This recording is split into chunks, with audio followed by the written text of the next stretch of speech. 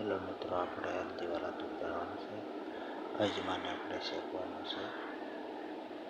ધીમી આંચે અજમા બળી ન જાય એનું ધ્યાન રાખવાનું છે. હેલો મિત્રો, ચેનલને સબસ્ક્રાઈબ કરજો, લાઈક કરજો, શેર કરજો. અજમા આપણા શેકાઈ ગયા છે.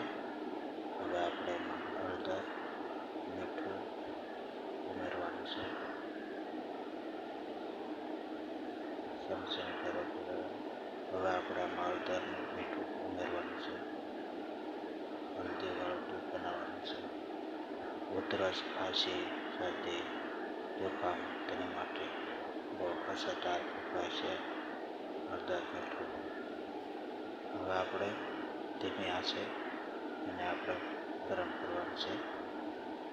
શેકાઈ જાય એટલે આપણે એમાં દૂધ મિક્સ કરવાનું છે. આ દૂધ નાખી દીધું. હવે આપણે એને થોડી વાર ઉકળવા દેવું.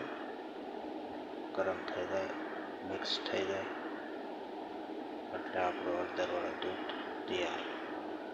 આ નાના બાળકોને પણ તમે ઉપાય શકો છો. ઉધરસ આવતી હોય તો આ બેસ્ટ ઉપાય, સરળ દેશી ઉપાય છે. તમે જોઈ શકો છો હળદરવાળું દૂધ તૈયાર થઈ ગયું છે. ચેનલને સબસ્ક્રાઈબ કરજો, લાઈક કરજો, શેર કરજો. આવા નવા દેશી ઉપચાર તમને અમે જણાવતા રહીશું. આ માસીએ હળદરવાળું દૂધ બનાવ્યું છે. લાઈક કરજો. ધન્યવાદ.